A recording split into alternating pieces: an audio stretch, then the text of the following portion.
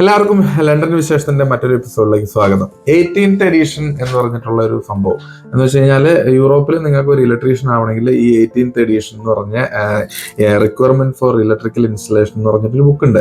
അപ്പൊ ഈ ബ്രൗൺ ബുക്കാണ് ഇപ്പൊ നടന്നുകൊണ്ടിരിക്കുന്നത്. ഈ ബ്രൗൺ ബുക്കിന്റെ അകത്ത് നമ്മൾ 18th എഡീഷൻ, അവരുടെ 18ാമത്തെ എഡീഷനാണ് ഇപ്പൊ ഓടിക്കൊണ്ടിരിക്കുന്നത്. ഈ 18ാമത്തെ എഡീഷന്റെ അകത്ത് നമുക്ക് എക്സ്പീരിയൻസ് ഉണ്ട്, നമ്മൾ അതിനൊരു പരീക്ഷയുണ്ട്, ഒരു എലിജിബിലിറ്റി ക്രൈറ്റീരിയ, നമ്മുടെ കഴിവ്, നമുക്ക് ഇതിനെക്കുറിച്ച് അറിയാമോ എന്നറിയാൻ വേണ്ടിയിട്ട് ഈ ബുക്ക് റെഫർ ചെയ്യാൻ നമുക്ക് അറിയാമോ എന്ന് നോക്കുന്ന നമ്മളെ കുറിച്ചിട്ട് അവര് അസസ് ചെയ്യുന്ന ഒരു പരീക്ഷയുണ്ട്. ആ പരീക്ഷ എഴുതി കഴിഞ്ഞ് നമുക്ക് പാസ്സായി കഴിഞ്ഞ് കഴിഞ്ഞാൽ 60 ചോദ്യങ്ങളാണ് ആ പരീക്ഷയ്ക്ക് ഉണ്ടാവുക. ഈ 60 ചോദ്യത്തിൻ്റെ അകത്ത് നമുക്ക് 36 ഉത്തരങ്ങൾ ശരിയാവുകയാണെങ്കിൽ നമ്മൾ ഇതിൻ്റെ അകത്ത് കഴിവുള്ള പ്രാഗൽഭ്യമുള്ള ഒരു വ്യക്തിയാണെന്ന് അവർ പറയും. അപ്പോൾ 125 പൗണ്ടാണ് ഈ പരീക്ഷയുടെ ഫീസ്. അതുപോലെ തന്നെ ഈ പുസ്തകത്തിന്, ഈ 18th എഡീഷന്റെ ഈ ബുക്കിന് 18ാമത്തെ വോളിയം മീൻസ് 18ാമത്തെ എഡീഷൻ, ഈ ബുക്കിന് 80 പൗണ്ട് ആമസോണിലുണ്ട് കേട്ടോ. അപ്പോൾ നിങ്ങൾക്ക് മേടിക്കണമെങ്കിൽ ആമസോണിൽ നിന്ന് മേടിക്കാം. അപ്പൊ ഈ 18th എഡീഷന്റെ എക്സാം എങ്ങനെയൊക്കെയാണ് ചെയ്യേണ്ടതെന്ന് പലരും ചോദിക്കുന്നുണ്ട്. അപ്പൊ എന്താ പറയണേ, അതിന്റെ ഒരു മോക്ക് ടെസ്റ്റ്, ഞാനിപ്പോ എഡീഷന്റെ എക്സാം മലയാളത്തിൽ നമ്മളൊരു വീഡിയോ ചെയ്യാൻ കാരണം എന്ന് വെച്ചാൽ പലരും പറയുന്നുണ്ട്, ചേട്ടാ ഞങ്ങൾക്ക് ഇനീഷ്യലി വരുന്നവർക്ക് ഭയങ്കരമായിട്ട് ഒരു ബുദ്ധിമുട്ട് പോലെ തോന്നുന്നുണ്ട്, ഒരു മാസ്റ്റേഴ്സ് ഉള്ള അല്ലെങ്കിൽ ഇലക്ട്രിക്കൽ എഞ്ചിനീയർമാർക്കൊക്കെ പെട്ടെന്ന് ഇത് ആൻസർ ചെയ്യാൻ പറ്റുമായിരിക്കും, അല്ലെങ്കിൽ ഈ പുസ്തകത്തെ കുറിച്ച് കൂടുതൽ വായിച്ചിട്ടുള്ളവർക്ക് ആൻസർ ചെയ്യാൻ പറ്റുമായിരിക്കും. അപ്പോൾ ഒരു ബേസിക് ആയിട്ടുള്ള ഒരു മനുഷ്യന് എങ്ങനെ ഇതിന് അറ്റൻഡ് ചെയ്യാം? ഇപ്പോൾ നാട്ടിൽ നിന്നാണെങ്കിൽ വരെ തന്നെ 18th എഡീഷൻ്റെ എക്സാം പ്രിപ്പയർ ചെയ്യണം. ഗൾഫിലല്ല യൂറോപ്പിലോട്ട് വരാൻ, UK വരാൻ കാത്തിരിക്കുന്ന ആർക്കെങ്കിലും പ്രിപ്പയർ ചെയ്യണമെങ്കിൽ നമുക്കിത് ആമസോണിൽ മേടിച്ചതിന് ശേഷം നാട്ടിൽ നിന്ന് പഠിച്ച് പരീക്ഷ എഴുതാം. ഓൺലൈൻ എക്സാം ഉണ്ട്. അപ്പോൾ അങ്ങനെയൊക്കെയുള്ള ഓപ്ഷൻസ് ഉണ്ട്. അപ്പോൾ ഞാനത് വെച്ചിട്ടാണ്. അപ്പോൾ എന്തായാലും നമുക്ക് ക്വസ്റ്റ്യനിലേക്ക് പോവാം.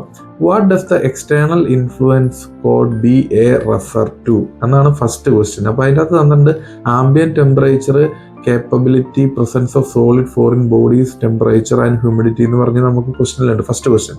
അപ്പോൾ ഇതിന് 2 മിനിറ്റ് നമുക്കുണ്ട്. അപ്പോൾ നമ്മൾ ചെയ്യേണ്ടത് എന്താണെന്ന് വെച്ച് കഴിഞ്ഞാൽ, ഒരു ചോദ്യം കിട്ടിക്കഴിഞ്ഞ് കഴിഞ്ഞാൽ ആദ്യമേ തന്നെ ചെയ്യേണ്ട ക്വസ്റ്റ്യൻ 2 തവണ വായിക്കുക. What does the external influence code B A reference to? അപ്പോൾ എക്സ്റ്റേണൽ ഇൻഫ്ലുവൻസ് എന്ന് പറഞ്ഞിട്ടുള്ള ഒരു വാക്ക് നമ്മളതിൽ നമ്മുടെ തലച്ചോറിലേക്ക് വേഗം തന്നെ കൊണ്ടുവരിക. അപ്പോൾ തന്നെ നമ്മൾ ഇതിൻ്റെ ഇൻഡെക്സ് പേജ് പോവുക, എക്സ്റ്റേണൽ ഇൻഫ്ലുവൻസ് എവിടെയാണെന്ന് നോക്കുക, അതിനെക്കുറിച്ച് കണ്ടുപിടിക്കുക. 2 മിനിറ്റ് നമുക്ക് സമയമുണ്ട്. അപ്പോൾ നമ്മൾ ബുക്കിൻ്റെ അകത്തേക്ക് നോക്കുക. ബുക്കിൻ്റെ അകത്ത് നമുക്ക് എക്സ്റ്റേണൽ ഇൻഫ്ലുവൻസ് അപ്പൻഡിക്സ് 5 ആണ്. അപ്പോൾ അത് 492ാമത്തെ പേജിലാണ്. ക്വിക്കായിട്ട് നമ്മൾ 492ാമത്തെ പേജിലോട്ട് പോവുക. 492ാമത്തെ പേജിൽ അപ്പൻഡിക്സ് 5 കേട്ടോ. അപ്പോൾ ഈ അപ്പൻഡിക്സ് 5 എക്സ്റ്റേണൽ ഇൻഫ്ലുവൻസ് ആണെന്നൊക്കെ നമ്മളെ ബൈഹാർട്ടൊക്കെ പഠിച്ചു എന്ന് എഴുതിയിട്ട് ഒരു കുഴപ്പമൊന്നുമില്ല. അപ്പോൾ നമുക്ക് അങ്ങോട്ട് പോകാൻ പറ്റും. അപ്പോൾ നമ്മൾ ഇതുപോലെ അപ്പൻഡിക്സ് 5 എടുത്തു. Appendix 5 question number B A reference to. B എന്ന് പറഞ്ഞാൽ യൂട്ടിലൈസേഷൻ ആണ്. എ എന്ന് പറഞ്ഞു കഴിഞ്ഞാൽ എന്താ നോക്കുക. അപ്പോൾ B A capability. So B A stand for capability. So option is B. അപ്പോൾ നമ്മൾ കമ്പ്യൂട്ടറിൽ വേഗം തന്നെ ഓപ്ഷൻ ബി സെലക്ട് ചെയ്യുക. Correct answer capable. Current carrying capacity and voltage drop for cables എന്ന് പറഞ്ഞിട്ട് 4 അപ്പൻഡിക്സ് 4 കിടപ്പുന്നുണ്ട്. 421ാമത്തെ പേജിലേക്ക് നമ്മൾ വേഗം പോവുക. അപ്പോൾ 421ാമത്തെ പേജിലേക്ക് നമ്മൾ വേഗം എടുത്ത് പോയി കഴിഞ്ഞതിന് ശേഷം current carrying capacity and voltage drop for cables appendix 4 എന്ന് പറഞ്ഞിട്ട് തന്നിട്ടുണ്ട്. അതിൻ്റെ അകത്ത് നമ്മൾ ഇപ്പൊ നമുക്ക് ഇതിൻ്റെ അകത്ത് തന്നിരിക്കുന്ന പ്രകാരം, ക്വസ്റ്റ്യൻ തന്നിരിക്കുന്ന എന്താ പറയുക കീ വേർഡുകൾ പ്രകാരം വോൾട്ടേജ് ഡ്രോപ്പ് എന്ന് പറഞ്ഞിട്ട് ഒരു കാൽക്കുലേഷൻ ആണ്. അപ്പോൾ ഫോർ വോൾട്ടേജ് ഡ്രോപ്പ് 6.4 എന്ന് പറഞ്ഞിട്ട് voltage drop in consumer installation എന്ന് പറഞ്ഞിട്ട് ഒരു ടേബിൾ ഉണ്ട്. ഇതാണ് പുസ്തകത്തിനകത്തുള്ള ടേബിള്. 4AB വോൾട്ടേജ് ഡ്രോപ്പ് എന്ന് പറഞ്ഞിട്ടുള്ള ഒരു ടേബിളാണ്. അപ്പോൾ ഈ 4AB എന്ന് പറഞ്ഞിട്ടുള്ള ടേബിൾ നമ്മൾ വേഗം തന്നെ കണ്ടെത്തുക. അതിനുശേഷം വോൾട്ടേജ് ഡ്രോപ്പിന്റെ അകത്ത് low voltage installation supplied from LV supply, low voltage installation supplied directly from public low voltage എന്ന് പറഞ്ഞിട്ട് അങ്ങനെയുള്ള ഓരോ പോയിന്റുകളുണ്ട്. ഇനി അല്ലെങ്കിൽ നമുക്ക് ഇക്വേഷൻസ് ഉണ്ട്. വോൾട്ടേജ് ഡ്രോപ്പ് കാൽക്കുലേറ്റ് ചെയ്യാനായിട്ട് നമുക്കൊരു ഇക്വേഷൻസ് ഉണ്ട്.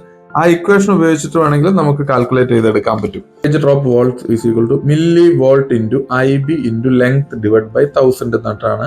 അപ്പോൾ നമുക്ക് കാൽക്കുലേറ്റർ ഉപയോഗിക്കാമെന്ന് പറഞ്ഞല്ലോ, നമ്മൾ വേഗം തന്നെ കാൽക്കുലേറ്റർ എടുക്കുക, ഈ ഇക്വേഷൻസ് കാൽക്കുലേറ്റ് ചെയ്തെടുക്കുക.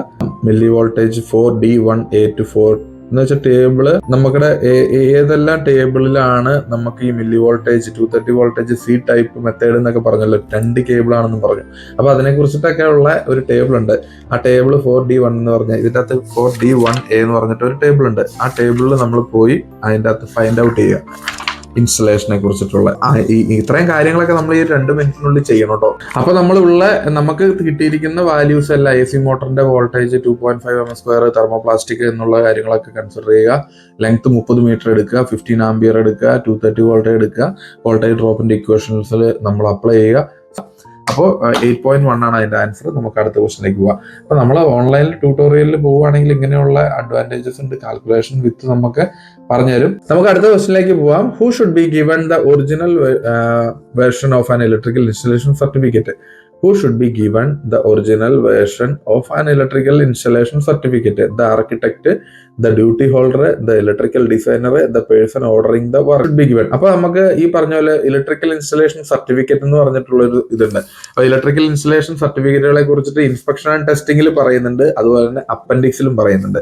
അപ്പോൾ നമുക്ക് ഏതാണെന്ന് നോക്കാം. അപ്പൻഡിക്സിലോട്ട് പോവാം. അപ്പൻഡിക്സ് 6 ഉണ്ട്, അല്ലെങ്കിൽ ഇൻസ്പെക്ഷൻ ആൻഡ് ടെസ്റ്റിംഗ് എന്ന് പറഞ്ഞിട്ട് ഒരു ചാപ്റ്റർ ഉണ്ട്, പാർട്ട് ഉണ്ട്.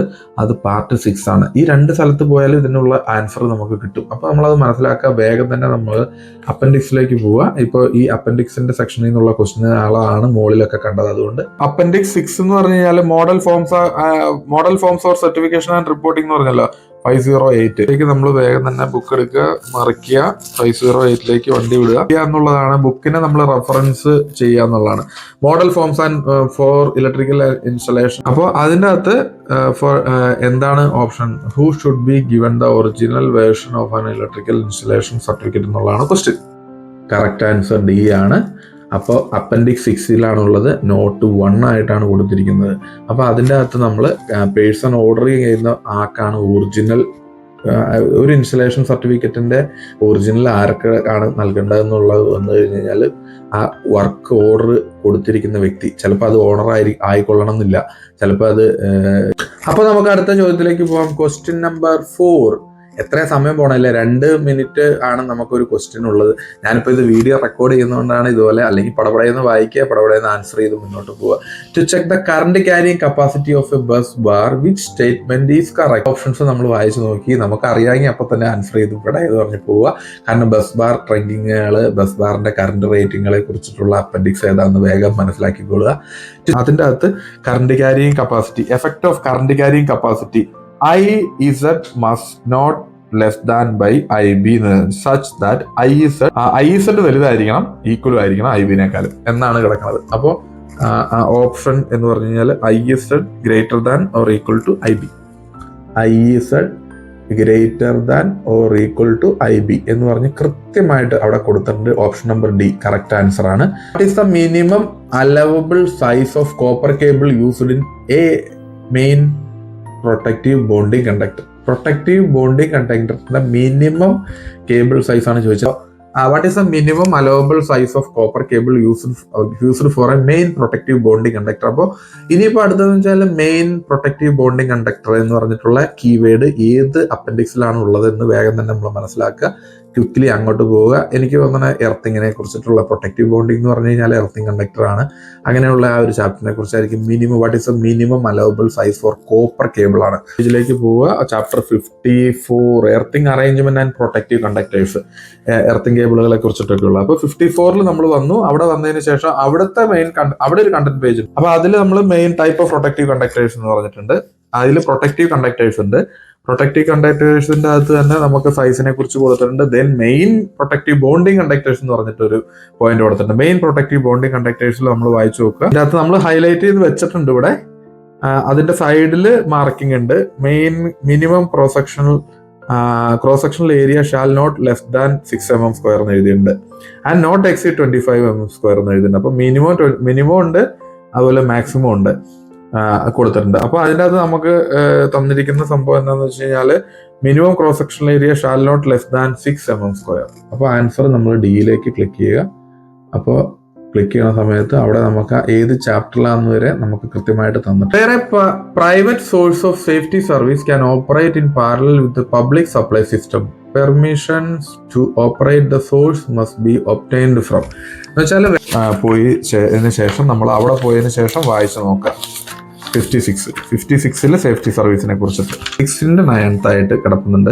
The short circuit protection and fault protection against effective irrespective of the whether the installation is supplied separately by either of the two sources or by both in parallel. A parallel operation of a private source with the public service network subject to authorization by the distribution network operator. So distribution network operator എന്നുള്ളതാണ് authorization by DNO എന്നിട്ടുള്ളതാണ് അതിന്റെ answer. So അപ്പൊ അടുത്ത question എന്താണെന്ന് വെച്ച് കഴിഞ്ഞാൽ 3 circuits can share the same ducting system provided. 3 circuits can share the same ducting system provides. Every cable is insulated to the highest voltage present. Only plastic ducting is used. Cables are separated by 500 mm. Ducting has partitions. The 3 circuits can be share the same ducting system provided. ഡക്റ്റിങ്ങുകളെ കുറിച്ചിട്ടുള്ള chapter അല്ലെങ്കിൽ appendix ഏതാണ്? Selection and direction of എന്ന് പറഞ്ഞിട്ടുള്ള എക്യുപ്മെന്റ്സുകളിലാണ് ഈ ഡക്റ്റിങ്ങും കാര്യങ്ങളൊക്കെ വരുന്നത്. അപ്പോൾ ആ 5 എന്ന് പറഞ്ഞിട്ടുള്ള ചാപ്റ്റർ നമ്മൾ പോയി നോക്കുക. 5th ചാപ്റ്ററിൽ ഏത് റെഗുലേഷൻ ആണ് വരുന്നതെന്ന് വായിച്ചു നോക്കുക. അതിൽ നിന്ന് നമ്മൾ ഇതിനുള്ള ആൻസർ കണ്ടെത്തുക, ആൻസർ ചെയ്യുക. ഇപ്പോൾ 5 എന്ന് പറഞ്ഞ ചാപ്റ്ററിൽ selection and direction of ducting സിസ്റ്റത്തെ കുറിച്ച് നമ്മൾ നോക്കുക. ഇലക്ട്രിക്കൽ സെക്ഷനിൽ ഇലക്ട്രിക്കലിൻ്റെ അകത്തുള്ള ഏത് ടൈപ്പ് ഡക്റ്റ് ആണ് എന്നുള്ളതിനെ കുറിച്ചിട്ട് പറയുന്ന കണ്ടന്റ് എക്യുപ്മെന്റ്സിന്റെ അകത്ത് selection and direction of equipments എന്ന് പറഞ്ഞിട്ട്. So protection isolation, selection and direction of wiring system, ducting ഒക്കെ വരിക വയറിംഗിന്റെ അകത്താന്ന് കരുതുക. 52 എന്ന് പറഞ്ഞിട്ടുള്ള ചാപ്റ്റർ എടുക്കുക, അതിൻ്റെ അകത്ത് ഉണ്ടാവും. 52 എന്ന് പറഞ്ഞിട്ടുള്ള ചാപ്റ്റർ 139 ആണ്. 139 എന്ന് പറഞ്ഞ പേജിൽ പോയി നോക്കുക. ഇതിനെ കുറിച്ചിട്ട് പറഞ്ഞിരിക്കുന്ന ഒരു പോയിന്റ് നമ്മൾ വായിച്ചു നോക്കുക എവിടെയാന്ന്. അപ്പോൾ കേബിളിങ്ങിനെ കുറിച്ചിട്ടുള്ള പോയിന്റ് ഇതുണ്ട്. അപ്പോൾ conduit ducting trunking and ladder system എന്ന് പറഞ്ഞിട്ടുണ്ട് 521. അത് വായിച്ചു നോക്കുമ്പോൾ 2 or more circuits are allowed in the same conduit ducting trunking system എന്ന് പറഞ്ഞിട്ട് കൊടുത്തിട്ടുണ്ട്. സെക്ഷൻ 528 ആർമെറ്റ് എന്ന് പറഞ്ഞിട്ടുണ്ട്. അപ്പോൾ സെക്ഷൻ 521 വായിച്ചു നോക്കുമ്പോൾ നമുക്ക് കാണാൻ പറ്റും 528 പോയിന്റുകൾ മെറ്റ് ചെയ്യണം. അപ്പോൾ നമ്മൾ വേഗം തന്നെ 528 proximity of wiring system to other services എന്നുള്ളതിൽ പ്രോക്സിമിറ്റി ഓഫ് ഇലക്ട്രിക്കൽ സർവീസസിനെ കുറിച്ചിട്ട് വായിക്കുക.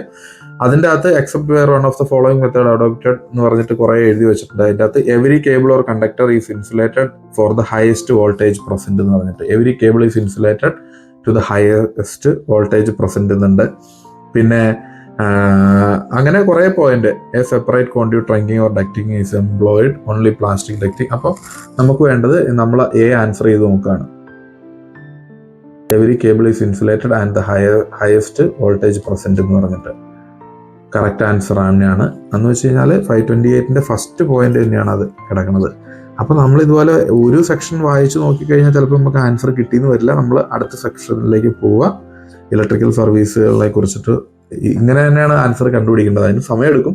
2 മിനിറ്റിനുള്ളിൽ നമുക്ക് അറിയില്ലെങ്കിൽ വേഗം തന്നെ നമ്മൾ അടുത്ത സ്കിപ്പ് ചെയ്ത് അടുത്ത ക്വസ്റ്റിനിലേക്ക് പോവുക. പക്ഷേ നമ്മൾ ഒരു സെക്ഷൻ വായിക്കുമ്പോഴായിരിക്കും ചിലപ്പോൾ അടുത്ത സെക്ഷനിലേക്ക് പോകാൻ പറ്റും. അപ്പോൾ കുറച്ചുകൂടെ സമയം നമുക്ക് കൺസ്യൂം ചെയ്യും. എന്നിരുന്നാലും നമ്മൾ വേഗം തന്നെ ആൻസർ ചെയ്യാനായിട്ട് ശ്രമിക്കുക. മാക്സിമം 2 മിനിറ്റ് ഒരു ചോദ്യത്തിന് വേണ്ടി സ്പെൻഡ് ചെയ്യാവുള്ളൂ. അത് കഴിഞ്ഞിട്ട് അടുത്ത ക്വസ്റ്റിനിലേക്ക് പോവുക. Let's move to the next question. In accordance with the manufacturers instruction taking into an account. Power track സിസ്റ്റത്തിന്റെ അകത്ത് അങ്ങനെ ഒരു വാക്ക് നമുക്ക് വരുമ്പോൾ നമ്മൾ വേഗം തന്നെ നമ്മളെ കീവേഡാണ് വേഗം തന്നെ നമ്മൾ ഓർക്കേണ്ടത്. പവർ ട്രാക്ക് എന്ന് പറഞ്ഞാൽ എവിടെയെങ്കിലും നമ്മൾ വായിച്ചിട്ടുണ്ടോ എന്ന് ഓർത്ത് നോക്കുക. So power track, current carrying capacity and voltage drop for busbar and power track systems എന്ന് പറഞ്ഞിട്ട് നമ്മൾ വായിച്ചിട്ടുണ്ട്. അപ്പൊ നമ്മൾ വേഗം തന്നെ ഒന്നുകിൽ നമ്മൾ ആ ഒരു ചാപ്റ്ററിലേക്ക് പോകും. അപ്പോൾ നമ്മൾ അവിടെ പോയിട്ട് നമുക്ക് ആൻസർ കിട്ടില്ല. അപ്പൻഡിക്സ് 8 പോയി നോക്കി, അവിടെ കറണ്ട് ക്യാരിങ് കപ്പാസിറ്റിനെ കുറിച്ചുള്ള. അപ്പൊ selection and direction of wiring സിസ്റ്റത്തിന്റെ അകത്ത് ടൈപ്സ് ഓഫ് വയറിംഗ് സിസ്റ്റം എന്ന് പറഞ്ഞ് 52 എന്ന് പറഞ്ഞിട്ട് ഒരു ചാപ്റ്റർ ഉണ്ട്. ആ ചാപ്റ്ററിൽ നമ്മൾ 52 bus bar trunking system or A power track system shall be installed in accordance with the manufacturers instructions taking account of external influencers. C appendix 8 എന്ന് എഴുതിയിട്ടുണ്ട്. അപ്പോൾ അപ്പൻഡിക്സ് 8 പോയിട്ട് കിട്ടിയില്ല. പക്ഷെ ഇവിടെ വന്നു കഴിഞ്ഞപ്പോൾ ഫസ്റ്റ് വാക്കിൽ തന്നെ taking account of external influences എന്ന് പറഞ്ഞാൽ എന്ന് വെച്ച് കഴിഞ്ഞാൽ ഉത്തരം എയിലേക്ക് പോവാണ്. ഉത്തരം എന്താണെന്ന് നോക്കാം. എക്സ്റ്റേണൽ ഇൻഫ്ലുവൻസ് കറക്റ്റ് ആൻസർ ആണ്. അതിൻ്റെ അകത്ത് എന്നിട്ട് കണ്ടന്റ് പേജിനെ കുറിച്ചിട്ട് എഴുതി വെച്ചിട്ടുണ്ട്. An RCD is to be used to provide protection against electrical shock. The RCD shall capable of disconnecting എന്ന് പറഞ്ഞിട്ട് അടുത്ത ക്വസ്റ്റ്യൻ. അപ്പോൾ അതിൻ്റെ അകത്തുള്ള options, and RCD is to be used to provide the protection against electrical shock. RCD shall be capable of disconnecting. RCD എന്തിനൊക്കെ disconnect ചെയ്യണമെന്ന് common sense ആയിട്ട് നമ്മൾ വേഗം തന്നെ ഊഹിച്ച് ഇതിലോട്ടൊന്നും പോകേണ്ട ആവശ്യമില്ല. Line conductors, live conductors, neutral conductors, CPC, ഏതിനെയാണ് RCD ഡിസ്കണക്ട് ചെയ്യുക എന്നുള്ളത് ആലോചിച്ച് നോക്കുക. ലൈവ് കണ്ടക്ടേഴ്സ് ആണോ, ലൈൻ കണ്ടക്ടേഴ്സ് ആണോ, ന്യൂട്രൽ കണ്ടക്ടേഴ്സ് ആണോ എന്ന് നോക്കിയിട്ട് ആൻസർ ചെയ്യുക ഈ ഒരു കാര്യത്തിൽ കേട്ടോ. അത് വായിച്ച് നോക്കുക. RCDയിൽ എത്ര ടെർമിനൽ ഉണ്ടാവും എന്നുള്ളത് ആലോചിക്കുക. അത് ഏതെല്ലാം കണ്ടക്ടേഴ്സിനാണ് ബ്രേക്ക് ചെയ്യണമെന്ന് വെക്കുക, അതിനുള്ള ആൻസർ ചെയ്യുക. ഞാൻ എന്തായാലും ലൈവ് കണ്ടക്ടേഴ്സ് എന്ന് പറഞ്ഞിട്ട് കൊടുക്കുകയാണ്. കറക്റ്റ് ആൻസേഴ്സ് CA തന്നെയാണ്, ലൈവ് കണ്ടക്ടേഴ്സ് ആണ്. ലൈവ് കണ്ടക്ടേഴ്സിനെയാണ് ഇത് ബ്രേക്ക് ചെയ്യുക. അത് നമുക്ക് നമ്മുടേത് അങ്ങനെയുള്ള ആൻസറുകൾ നമുക്ക് നേരിട്ട് അറിയാമെങ്കിൽ നമ്മൾ വേഗം തന്നെ അങ്ങനെ ആൻസർ ചെയ്തിട്ട് മുന്നോട്ട് പോവാം. ഈ RCDനെ കുറിച്ചിട്ട് നമ്മൾ പറയുമ്പോൾ 53 എന്ന് പറഞ്ഞ ചാപ്റ്ററിൽ റെസിജ്വൽ കറണ്ട് ഡിവൈസസ് എന്ന് പറഞ്ഞിട്ടുണ്ട്. RCDനെ കുറിച്ചിട്ടുള്ള ചോദ്യങ്ങളൊക്കെ വരുവാണെങ്കിൽ 5th ചാപ്റ്ററിൽ വരിക, വായിച്ചു നോക്കുക. Except regulations 531. An RCD shall disconnect all the live parts of the circuits protected എന്ന് എഴുതി വെച്ചിട്ടുണ്ട്. റെഗുലേഷൻ 531 അതാണ്. ഇപ്പോൾ ഇതിൻ്റെ അകത്തുള്ള എക്സ്പ്ലനേഷനിൽ വായിച്ചു നോക്കിക്കഴിഞ്ഞ് കഴിഞ്ഞാൽ നമുക്ക് മനസ്സിലാവും. അപ്പോൾ നമുക്ക് ഇനി അടുത്ത ചോദ്യത്തിലേക്ക് പോവാം. 18th എഡിഷന്റെ എക്സാം അറ്റൻഡ് ചെയ്യേണ്ട രീതി, ക്വസ്റ്റ്യനുകളൊക്കെ എങ്ങനെയൊക്കെ ഉണ്ടാവുക, ഓരോ സെക്ഷനിൽ നിന്നും ഉണ്ടാവും. എത്ര സെക്ഷനാണ്? 8 പാർട്ട് ഉണ്ട്. അതുപോലെ തന്നെ അപ്പൻഡിക്സസ് ഉണ്ട്, സ്പെഷ്യൽ ലൊക്കേഷൻസ്, അങ്ങനെയുള്ള പല ചോദ്യങ്ങൾ കറക്കിയും തിരിച്ചൊക്കെ ഉണ്ടാവും. അപ്പോൾ നമ്മൾ അതനുസരിച്ചിട്ട് പഠിക്കുക. എല്ലാവരും 18th എഡിഷന്റെ എക്സാം അടിപൊളിയായിട്ട് പഠിച്ച് പാസ്സാവുക. മലയാളത്തിൽ ഒരു വീഡിയോ ചെയ്യണം എന്നുള്ള ഇതുള്ളതുകൊണ്ടാണ് ഇതുപോലെ ചെയ്തത്. ഇത് ഇലക്ട്രിക്കൽ പഠിക്കുന്നവർക്ക്, യൂറോപ്പിൽ ഇലക്ട്രിക്കൽ പഠിക്കുന്നവർക്ക് യൂസ്ഫുൾ ആയിട്ട് തോന്നുവാണെങ്കിൽ അങ്ങനെ പഠിക്കുന്നവർക്കുണ്ടെങ്കിൽ ഷെയർ ചെയ്ത് കൊടുക്കുക. നമ്മുടെ ചാനൽ ഇതുവരെ സബ്സ്ക്രൈബ് ചെയ്തിട്ടുണ്ടെങ്കിൽ സബ്സ്ക്രൈബ് ചെയ്യുക, ലൈക്ക് ചെയ്യുക, ഷെയർ ചെയ്യുക. മറ്റൊരു വീഡിയോ ആയിട്ട് വീണ്ടും കാണാം. അതുവരെ എല്ലാവരോടും ബൈ.